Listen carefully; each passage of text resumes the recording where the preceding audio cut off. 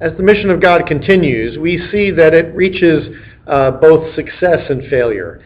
Abraham's story continues, but that story of a family that honors God as God becomes more and more complicated as the children of Abraham show some struggle about honoring God. And then the nation is taken up and swallowed and put into oppression in the nation of the Egyptians. So as we enter, as the story turns from Genesis to Exodus, we notice that God's purpose of choosing Abraham to be a nation to the nations has now been threatened by the fact that it, within Egypt, is the subject of oppression. For a while, they have success, but then a new Pharaoh arises who doesn't trust this nation and doesn't know this nation. And he sees them as a threat to his own purpose of being a great nation. He has no interest, this Pharaoh, in honoring God as God. In fact, he doesn't know this God. And at this point, it would appear that even the Israelites do not know who God is. They have grown and they have expanded within Egypt, but they don't have a direct experience with God as God. And so we come to Exodus 3 and 5, two depictions of the fact that God will once again enter into the story of his mission. In Exodus 3, we note that just like Sodom and Gomorrah, God has heard the outcry of the people. There is the cry of oppression that God listens to and responds to. But there is a question in this story as well. The question is, who is this God? These people that are interacting here have not seen or experienced God firsthand like Abraham did. This is many generations later. And so God asserts himself as the God of Abraham, Isaac, and Jacob, the one that sent Moses to the people. And he says, I am the Lord, the one who appeared to Abraham, Isaac, and Jacob. I made a covenant with them, and I have heard your cry of oppression for help, and so I will rescue you. God says, you will be my people, and I will be your God. Both Pharaoh and Israel at this point need to know who God is. And so the story goes through a series of activities, the plagues, the interaction of Moses and Pharaoh, to establish the identity of God. God is the God, the only God, vis-a-vis the Egyptian gods. The Egyptian gods assert themselves as being sovereign over the earth, but God will establish himself as the only God of the earth.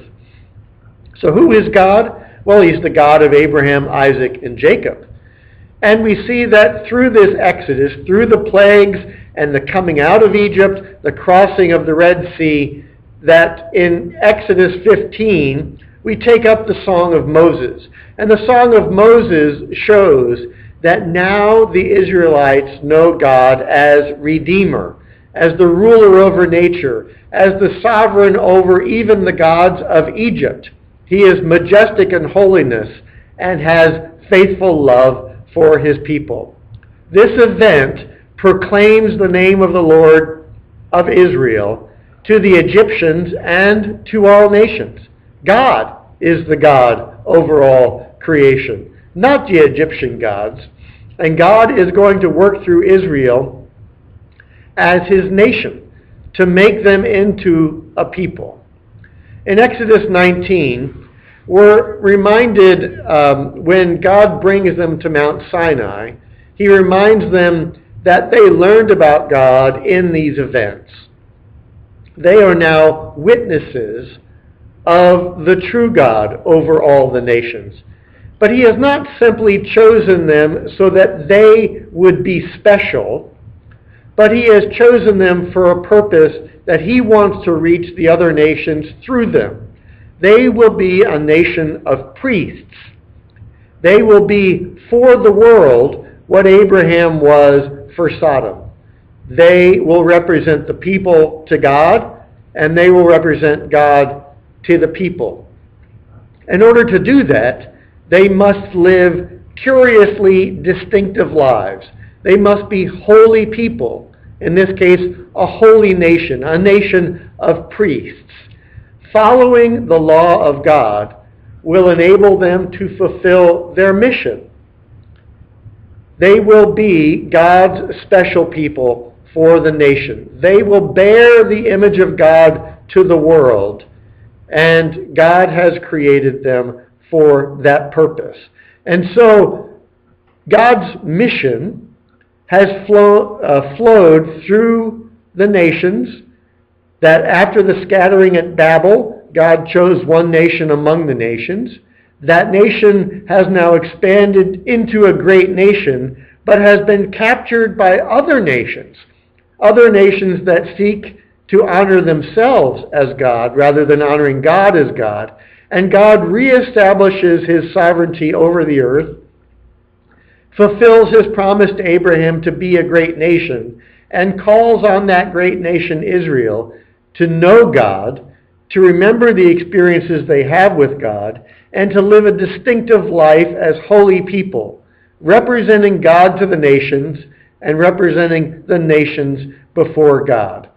God is going to continue his mission that his creation will honor him as God and thus experience the full purpose of creation for which he had established creation in the first place. They will experience the fullness of life within God's creation as they recognize that God is God, living in the way that honors him as the sovereign.